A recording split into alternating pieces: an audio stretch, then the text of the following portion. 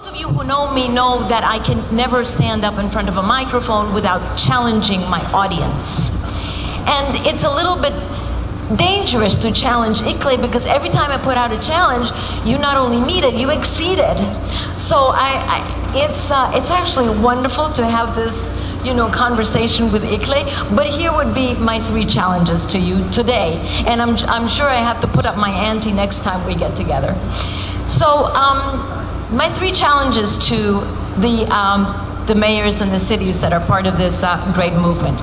Number 1. Make your commitments transparent and comparable, because it is important to be able to compare efforts in order to be able to, frankly, establish a very healthy competition and a very healthy race to the top.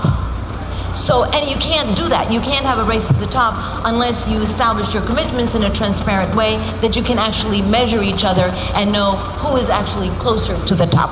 So that would be my first. The second, of course, and this is one of my pet topics, is everything to do with measuring and verification. Absolutely key, because that is the only way in which your efforts are actually going to be counted on a global scale through the national governments. And there I want to really thank you for your efforts in your monitoring and verification efforts that you have put forward, where you and others with you have spent a lot of time, and I very much appreciate that, particularly understanding that it is very important to do the strategic vertical integration of efforts all the way from the national government all the way to the community level, where you are somewhere in the middle. And my third challenge has to do with learning. As I said before, you can be very important guinea pigs, incubators, experimenters.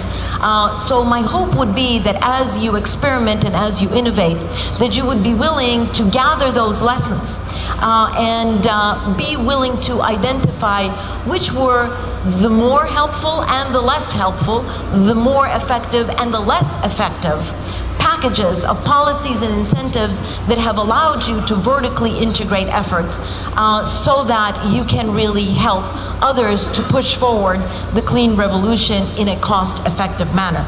And secondly, and there you've already moved very far along, how to put all of these measurement mechanisms in a way that integrates efforts, but also in a way that integrates the work and the efforts of the private sector that is within the boundaries of cities without double counting. Not easy to do, but clearly one of the challenges ahead. And finally, just to wrap up, let me tell you that just a few hours ago I met a wonderful group of young people who tied these green strings around my wrist. And in their wonderful way of expressing themselves, they said to me, "Christiana, can you help us make green sexy?" Well, I thought, well, that's exactly the way to say it. That's not the way we call it. We say, make green the established norm, the expected norm.